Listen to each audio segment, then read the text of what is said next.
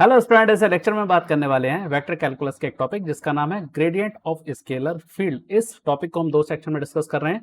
पहला है हमारा थ्योरेटिकल कॉन्सेप्ट और दूसरा है हमारा न्यूमेरिकल, क्योंकि इस टॉपिक पर न्यूमेरिकल भी बनते हैं और साथ ही साथ एग्जाम में से शॉर्ट नोट की फॉर्म में भी पूछ लिया जाता है। मतलब इसका थ्योरेटिकल जो क्वेश्चन जो बनेगा उसके लिए भी इसको हमें स्टडी करना है। ठीक है, तो इसमें हम थ्योरेटिकल जो कॉन्सेप्ट हम समझेंगे वो हम समझेंगे ग्रेडियंट ऑफ स्केलर, साथ ही साथ यूनिट नॉर्मल क्या होता है और डायरेक्शनल डेरिवेटिव किस तरह से फाइंड किया जाता है। और इन्हीं तीन टॉपिक पर न्यूमेरिकल भी, और इन तीन जो टॉपिक हैं ये वाले, इन्हीं पर न्यूमेरिकल भी बनते हैं। इस वीडियो को कंटिन्यू करने से पहले कभी अगर इस चैनल पर नया है तो चैनल को सब्सक्राइब करो, वीडियो को लाइक करो, हाँ अपने दोस्तों को शेयर करना मत भूलना। तो चलो इसको स्टार्ट करते हैं। अगर हम ग्रेडियंट की बात करें तो बेसिकली यहाँ पर ग्रेडियंट जो है एक डेल ऑपरेटर का अगर हम ऑपरेशन, ये हमारे पास क्या है, ये हमारे पास डेल ऑपरेटर है। ठीक है, ये जो डिब्बा सा दिखाई दे रहा है, उल्टा ट्रायंगल जो आपको दिखाई दे रहा है, इसको बोलते हैं डेल। ठीक है, अगर इस डेल का ऑपरेशन किसी स्केलर फंक्शन पर अगर हम इसको अप्लाई करते हैं तो उसको बोलते हैं ग्रेडियंट। अभी ग्रेडियंट करता क्या है, बेसिकली ग्रेडियंट जो है या ग्रेडियंट ऑफ स्केलर जो है वो जो ग्रेटेस्ट रेट ऑफ चेंज है उसके मैग्नीट्यूड साथ ही साथ उसके डायरेक्शन को भी ये शो करता है। ठीक है, तो इसकी डेफिनेशन जो है उसको हम एक बार समझ लेते हैं। Gradient of scalar field is a vector field. ठीक है, क्यों? क्योंकि जो डेल है वो इटसेल्फ एक वेक्टर है। आप इसको स्केलर पर अप्लाई करेंगे तो क्या बन जाएगा, वेक्टर बनेगा। That points in the direction of the greatest rate of increase, आप इसे चेंज भी कह सकते हैं, of scalar field whose magnitude is the greatest rate of change। तो ये पूरा ग्रेडियंट का क्या है, ग्रेडियंट ऑफ स्केलर फील्ड का डेफिनेशन है। इसे याद रखना है जो थ्योरी कॉन्सेप्ट में लिखने के काम आएगा। ठीक है, तो चलो अब हम इसको आगे बात करते हैं। अगर हम इस तरह से करेंगे तो क्या बनेगा, del phi upon del x i cap, यानी कि एक्स का कंपोनेंट रहेगा यहाँ पर, ये वाई के लिए आ गया, ये यहाँ पर आ गया किसके लिए, जेड के लिए। तो ये जो पूरा जो हमारे पास जो फॉर्मूला हमें यहाँ पर दिखाई दे रहा है ये ग्रेडियंट का फॉर्मूला, यानी कि आप किसी स्केलर फील्ड का अगर आपको ग्रेडियंट कैलकुलेट करना है तो आपको ये जो फंक्शन दिखाई दे रहा है, ये जो हमें इक्वेशन दिखाई दे रही है, ये हमें उस पर अप्लाई करना होगी। ठीक है, अब इसके ज्योमेट्रिकल रिप्रेजेंटेशन को हम समझते हैं जो थ्योरेटिकल क्वेश्चन को लिखने में हमारी हेल्प करेगा। ठीक है, अब कैसे इसको डिस्क्राइब करना है, ये है ज्योमेट्रिकल रिप्रेजेंटेशन। तो यहां पर हमारे पास लिखा हुआ है फाई इज इक्वल टू सी। ये जो फाई है एक स्केलर फंक्शन है, ठीक है, जो x comma Y comma Z का होगा। ठीक है, अब इसी के साथ हम यहां पर, चूंकि हम रेट ऑफ चेंज की बात कर रहे हैं तो रेट ऑफ चेंज हम किससे निकालते हैं, डिफरेंशियल से निकालते हैं। इसका मतलब हम क्या करेंगे, यहाँ पे इसका टोटल डिफरेंशियल करेंगे, किसका, फाई का। क्यों? क्योंकि एक्स वाई जेड तीनों में हमें यहाँ पर देखने को मिल रहा है। ठीक है, तो डेल फाई अगर हम निकालेंगे तो हमें क्या मिलेगा, यहाँ पर हमें मिलेगा del phi upon del x dx मिलेगा, plus del phi upon del y d y मिलेगा, plus del phi upon del z d z मिलेगा। ठीक है, तो इस तरह से मिलेगा। अब यहां पर हम इसको थोड़ा सा मैनिपुलेट कर सकते हैं। किस तरह से मैनिपुलेट कर सकते हैं, डॉट प्रोडक्ट फॉर्म का जो कॉन्सेप्ट है वो यहां पर लेकर के आ जाते हैं। अब डॉट प्रोडक्ट कैसे, हमें मालूम है कि अगर हम आई कैप डॉट आई कैप करेंगे तो वैल्यू हमें क्या मिलेगी, हमेशा 1 मिलेगी। बट अगर इसी के अपोजिट अगर हम कोई दूसरा वेक्टर ले लें, दूसरा यूनिट वेक्टर ले लेंगे तो उसकी वैल्यू क्या हो जाएगी, 0 हो जाएगी। डॉट प्रोडक्ट में हमें मालूम है कि भाई क्या होता है, ए बी का जो डॉट प्रोडक्ट वो ए बी कॉस थीटा होता है। अगर 90 एंगल हुआ तो वो 0 हो जाएगा। ठीक है, तो हमें यहाँ पर ये चीज अप्लाई करना है। अब इसी चीज को हम यहाँ पर इसको थोड़ा सा चेंज कर लेते हैं। ठीक है, कैसे कर सकते हैं इसको हम चेंज, इसको हम बोल सकते हैं i cap del phi upon del x, plus ये y का है तो हम इसको del phi upon del y अलग कर लेते हैं। ठीक है, ये k कैप है, हम इसको del phi upon del z लिख लेते हैं। ठीक है, तो ये अलग कर लिया और डॉट लगा दो और यहां पे हम लिख लेंगे आई कैप dx। अब जरा देखो, अगर मैं i और i कैप इस फर्स्ट का अगर मैं डॉट प्रोडक्ट करूं तो मुझे सिर्फ क्या मिलेगा, del phi upon del X multiply dx, ये मिलेगा। आई डॉट आई कैप 1 हो जाएगा। तो ये जो मैनिपुलेशन हम यहाँ पर यूज कर सकते हैं। ठीक है, प्लस ऐसे ही जे कैप हम लिखेंगे dy plus k cap D Z. अब हम यहाँ पे एक छोटा सा और मैनिपुलेशन ले लेते हैं। यहाँ पर हम आर वेक्टर जो हमारा होगा वो कैसा होगा, क्योंकि एक्स वाई जेड की हम बात कर रहे हैं तो ये क्या हो जाएगा, आई एक्स हो जाएगा, प्लस जे वाई हो जाएगा, प्लस के जेड हो जाएगा। ठीक है, अब जरा इसको हम डिफरेंशियल करते हैं, डी आर आई कैप dx लिखेंगे हम, ठीक है, जे कैप ये हो जाएगा dy हो जाएगा प्लस के कैप, इसको हम क्या लिखेंगे dz लिखेंगे। अब जरा ये देखो कि मैं हमारे पास ये जो इक्वेशन है इसकी जगह हम क्या लिख सकते हैं, ये जो पार्ट है इस इक्वेशन का, ये जो पार्ट है इसकी जगह लिख सकते हैं dr लिख सकते हैं। और ये वाला जो पार्ट हमारे पास बच रहा है ये बेसिकली क्या है, ये डेल के साथ स्केलर फील्ड का ऑपरेशन हो रहा है, क्योंकि डेल जो हमारा वेक्टर होता है वो कैसा होता है, जो डेल वेक्टर है, ये जो डेल होता है इसे हम क्या लिखते हैं, i cap del upon del x plus j cap del upon del y plus k cap del upon del z, ये लिखते हैं। तो ये किसके साथ ऑपरेट हो रहा है, स्केलर फील्ड के साथ ऑपरेट हो रहा है। तो ये यहां पर हम इस पार्ट पर हम डेल फाई लिख सकते हैं, ठीक है।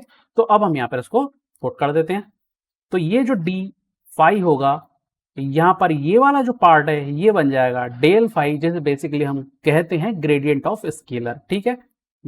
और साथ में क्या आएगा, यहां पर हमारे पास डी आर और हमें यहां पर मिल जाएगा, ठीक है। क्योंकि दोनों का क्या हो रहा है, डॉट प्रोडक्ट हो रहा है, तो हम यहां पे क्या लिख सकते हैं इसको, del phi mod D R, magnitude लिखेंगे और क्या लिखेंगे इस बात, कॉस थीटा। तो अगर ये चीज है हमारे पास तो ये क्या हो जाएगा, डेल फाई डी आर, हम यहां पे कंडीशन ले लेते हैं, if theta is equal to 0 तो क्या होगा, कॉस 0। तो जो डी फाई होगा ये मुझे मिलेगा डेल फाई डी आर। यहां पर ये जो डी फाई होगा ये क्या होगा हमारे पास, मैक्सिमम हो जाएगा अगर ये थीटा इक्वल टू 0 होता है तो, ठीक है। यहां तक की बात समझ में आ गई। तो यहां पर हमने समझ लिया कि ये जो चीज है ये क्या है, ग्रेडियंट है। अब यहां पर हम बात करते हैं नॉर्मल के बारे में। भाई नॉर्मल कैसे हम कैलकुलेट करेंगे, ठीक है, क्योंकि हमारे पास एक सरफेस दिया हुआ है ये वाला, ये जो पूरा पूरा जो सरफेस थी फाई इक्वल टू सी नाम का एक हमारे पास एक सरफेस है। अब अगर हम यहां पर क्या कर रहे हैं, इस डी फाई को अगर हम डिफ्रेंशिएट कर रहे हैं तो हमें मिलेगा क्या यहां से, जरा इसको देखो। तो हमने क्या करा, फाई को हम डिफ्रेंशिएट किया, कांस्टेंट होने की वजह से ये 0 हो जाएगा, ठीक है। अब डी फाई की वैल्यू हमने कैलकुलेट कर रखी है, क्या की हुई है हमने, डेल फाई डॉट, सॉरी हम इसको मोड लिखेंगे ना, डी आर, एक मिनट, हमने डी फाई को निकाला हुआ है del phi dot D R, ये क्या हो जाएगा, इक्वल टू 0 हो जाएगा। अब ये जो डॉट प्रोडक्ट है वो 0 कब होता है, 0 तब होता है जब थीटा क्या होगा आपका 90 डिग्री होगा। क्या होगा, ये 90 डिग्री होगा। इसका मतलब ये हुआ कि जो डेल फाई है वो बेसिकली क्या है, डी आर के परपेंडिकुलर है, यानी कि ये जो सरफेस है, ये जो सरफेस है इसके परपेंडिकुलर होगा। और परपेंडिकुलर किसके रेस्पेक्ट में आएगा, वो नॉर्मल के रेस्पेक्ट में आएगा, जो भी इसका नॉर्मल होगा इस सरफेस का उस डायरेक्शन में ये ग्रेडियंट शो होगा, ठीक है। तो यहां पर हम कह सकते हैं कि ये जो डेल फाई जो है ये क्या है, del phi N unit vector, ठीक है, क्योंकि किस डायरेक्शन में आ रहा है, नॉर्मल डायरेक्शन में ये आ रहा है, क्योंकि डीआर का क्या है, परपेंडिकुलर यानी कि इटसेल्फ क्या होगा, ये नॉर्मल होगा, ये उसकी नॉर्मल की डायरेक्शन में ग्रेडियंट आएगा, तो इसको हम इससे रिप्रेजेंट कर सकते हैं। तो यही है हमारा यूनिट नॉर्मल, हम इसे यूनिट नॉर्मल होगा, क्योंकि नॉर्मल के डायरेक्शन में आ रहा है तो उसको डायरेक्शन को रिप्रेजेंट करने के लिए हमें यूनिट वेक्टर चाहिए, उसको हम क्या ले लें, एन कैप हम यहाँ पर ले लेते हैं, जैसे बोलेंगे हम यूनिट नॉर्मल, ठीक है। उम्मीद है यहां तक ये चीज समझ में आ गई होगी, तो वीडियो को फटाफट से लाइक कर दो। अब हम बात कर रहे हैं डायरेक्शनल डेरिवेटिव की, ये क्या चीज है। अच्छा, डायरेक्शनल डेरिवेटिव के लिए हम वापस से अपने डायग्राम पे चलते हैं, ये हमारा पास डायग्राम है। अब यहां पर हमारे पास 2 पॉइंट है, एक तो हमारे पास पॉइंट है हमारे पास P और एक है हमारे पास पोजिशन पॉइंट Q। ध्यान देना, ये हमारे पास पॉइंट P है, ये हमारे पास पॉइंट Q है। यहां पर हम एक डायरेक्शन को यहां पर ले रहे हैं P की। अब अगर हमारा del phi maximum rate of change को ये शो करता है, यानी कि जो नॉर्मल डायरेक्शन में आएगा, पर अगर इसका कंपोनेंट अगर हम फाइंड करते हैं उस वेक्टर की डायरेक्शन में जो पी क्यू रिप्रेजेंट कर रहा है, जो पी क्यू रिप्रेजेंट कर रहा है, तो उसको हम बोलेंगे डायरेक्शनल डेरिवेटिव, ठीक है। चलो, तो अब यहां पर ये जो आ रहा है हम इसको बोलें तो स्केलर पॉइंट फंक्शन जो है एक्स वाई जेड है in the direction of the vector A, vector उसको नाम दे दिया गया है, जो पी क्यू की हम जो बात कर रहे हैं ना उसको हमने ए वेक्टर नाम दे दिया, ठीक है। If the component del phi in the direction of a vector, जो पी क्यू जो हमने अभी शो किया, हमने बताया कि भाई पी क्यू की डायरेक्शन में अगर हमें इसका कंपोनेंट मिलता है तो उसको हम बोलेंगे इसका डायरेक्शनल डेरिवेटिव बोलेंगे। अब चूंकि उस डायरेक्शन में आ रहा है, उस डायरेक्शन को शो करने के लिए हमें क्या लगाना पड़ेगा, उसका यूनिट वेक्टर। तो अगर ए कैप अगर उस वेक्टर का यूनिट वेक्टर है तो वहां पर उस कंपोनेंट को हम रिप्रेजेंट कर सकते हैं del phi dot A cap से हम उसे रिप्रेजेंट कर सकते हैं। ये होता है इसका डायरेक्शनल डेरिवेटिव। तो अब ए कैप को निकाल लो, ए कैप क्या है, यूनिट वेक्टर है, तो ए बार अपन मोड ए बार या a vector upon magnitude of a vector, तो इससे हम इसको रिप्रेजेंट कर सकते हैं। तो ये हमारे पास इसका डायरेक्शनल डेरिवेटिव। उम्मीद है ये पूरी तरह से जो थ्योरेटिकल कॉन्सेप्ट है ग्रेडियंट का वो समझ में आ गया होगा, किस तरह से इसको हमें एग्जाम में लिखना है, अगर ये शॉर्ट नोट की फॉर्म में आता है या एक थ्योरेटिकल कॉन्सेप्ट और क्वेश्चन बन करके वो अगर आता है तो हम कैसे इसको लिखेंगे। अब चलते हैं इसके न्यूमेरिकल पर। पहला क्वेश्चन है, in what direction from 3 1 -2 is the directional derivative of phi. हमें एक फंक्शन दे रखा है एक्स वाई जेड का, x square Y square Z की power 4,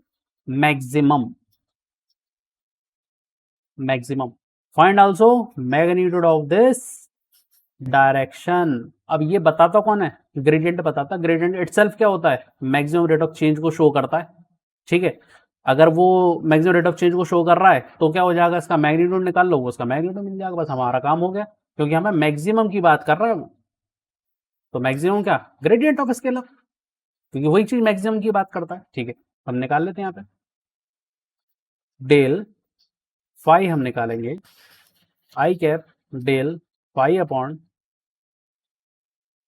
del x plus j cap del phi upon del y plus k cap del phi upon del z. अब calculate कर लेते हैं इसको हम एक एक करके। आई कैप डेल फाई का क्या आएगा, एक्स के रेस्पेक्ट में आ रहा है तो 2x आएगा, ये 2x वाई स्क्वायर जेड की पावर 4 मिलेगा, ठीक है, प्लस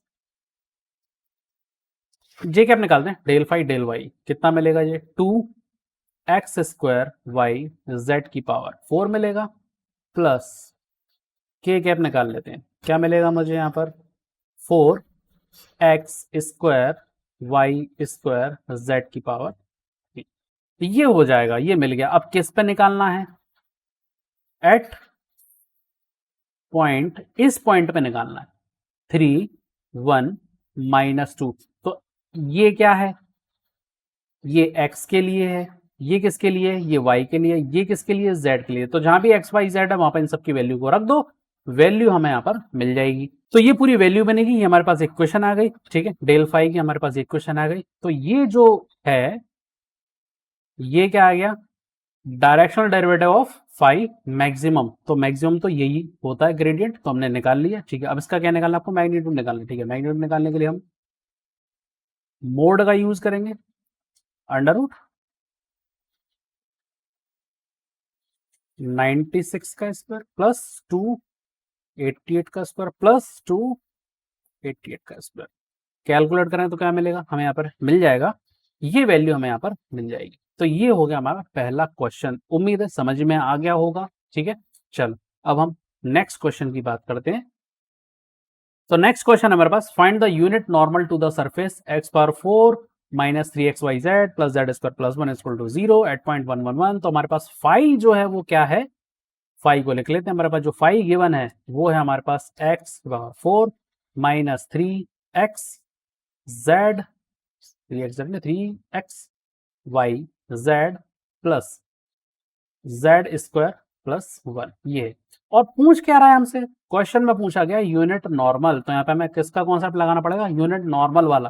तो एक बार इसका कॉन्सेप्ट देख लेते हैं कि हमें इसमें एग्जैक्टली करना क्या पड़ेगा। तो ये रहा भाई यूनिट नॉर्मल, यानी कि एन कैप हमें कैलकुलेट करना है। क्या बनेगा यहां से एन कैप, एन कैप बनेगा del phi upon mod del phi, ये मिलेगा हमको। तो हमें यहाँ पे कैलकुलेट क्या करना है, उस न्यूमेरिकल में डेल फाई निकालना है, फिर उसका क्या निकालना है, मैग्नीट्यूड निकालना है, बस इतना सा काम है। यूनिट नॉर्मल आ गया, ठीक। तो यहां पर हम बात करेंगे डेल फाई की, कैलकुलेट करते हैं इसको। तो आई कैप, ठीक है, पहला क्या होता है term del phi upon del x, तो एक्स वाली जितनी टर्म है उन्हें डिफरेंशिएट करना है। और जिनमें एक्स नहीं है वो जीरो हो जाएंगे। ठीक है, क्या मिलेगा यहाँ पे हमें 4x मिलेगा माइनस 3y z मिलेगा। ओके, चल प्लस जी कैप। यहाँ पे क्या आएगा del phi upon del y, तो वाई वाली टर्म्स डिफरेंशिएट करो, जिनमें वाई नहीं होना है जीरो करो। तो क्या मिलेगा यहाँ पे केवल हमें 3x z मिलेगा plus k cap del phi upon del z, तो जेड वाली टर्म्स माइनस 3y ही यहां पर आएगा x y और साथ में मिलेगा मुझे प्लस 2z। तो ये हमारे पास इक्वेशन मिलेगी। अब इस इक्वेशन की वैल्यू हमें निकालनी है किस पर, एट 1 1 1, ये पॉइंट दिया हुआ है, इस पर हमें कैलकुलेट करना है। ठीक है, तो del phi is equal to i cap minus 3 cap minus k cap, ये वैल्यू हमें यहां पर मिलेगी। अब क्या निकालना है, इसका मैग्नीट्यूड हमें निकालना है। मैग्नीट्यूड डेल फाई कैसे निकलेगा, under root 1 square plus 3 square plus 1 square, कितना आएगा